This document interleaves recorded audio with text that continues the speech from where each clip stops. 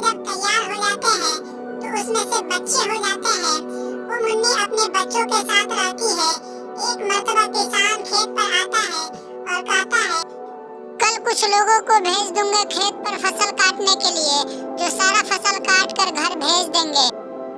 किसान की ये बात सुनकर मुन्नी चिड़िया के बच्चे बहुत परेशान हो जाते हैं। फिर वो दोनों बच्चे अपनी माँ के पास जाते हैं और कहते हैं, मम्मी मम्मी, किसान अपने खेत पर आया था और कह रहा था कि कल फसल काट लेंगे। अगर वो सारे फसल को काट लेगा तो फिर हम कहाँ रहेंगे और क्या खाएंगे? मम्मी मम्मी, बताइए ना, फिर हम लोग कहाँ रहेंगे? बच्चों, तुम परेशान ना हो, किसान कल फसल नहीं काट सकता।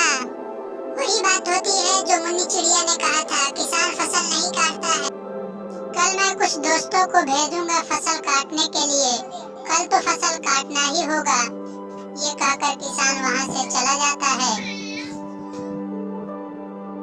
फिर मुन्नी चिड़िया के बच्चे ये सब बातें सुनकर बहुत ही ज्यादा डर जाते हैं और अपनी माँ से कहते, मम्मी मम्मी, आज किसान फिर आया था और कह रहा था कि कल हम अपने दोस्तों को भेजेंगे फसल काटने के लिए। अब तो बताइए कि किसान जब अपने फसल को काट लेगा तो हम लोग कहाँ रहेंगे, क्या खाएंगे? मम्मी बताइए। अगले रोज भी किसान अपने फसल नहीं काटता और किसान के दोस्त भी फसल काटने के लिए नहीं आते। अब मैं कल खुद ही आऊंगा फसल काटने के लिए। एक एक दिन करके टाइम गुजरता जा रहा है और फसल भी पककर तैयार हो जा रहा है। ये कहकर किसान वहाँ से चला जाता। बच्चों, तुम लोग परेशान ना हो, हम लोग अब यहाँ से चले जाते हैं।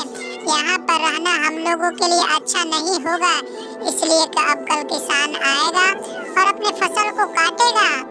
मम्मी मम्मी, आप ये क्या बात कह रही है कि कल किसान आएगा और फसल काटेगा? क्या कल किसान फसल काट लेगा?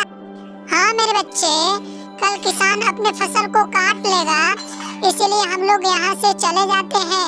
किसान ने कहा था कि हम खुद ही आकर के अपने फसल को काटेंगे, तो कल आकर फसल काट ले। मुन्नी चिड़िया अपने बच्चे को दूसरे जंगल में लेकर के चले जाती है और वहाँ पर ऐशो आराम के साथ जिंदगी गुजारने लगती है। बच्चों, इस कहानी से हमें ये सबक मिलता है कि हमें दूसरों पर निर्भर नहीं रहना, खुद से करना चाहिए।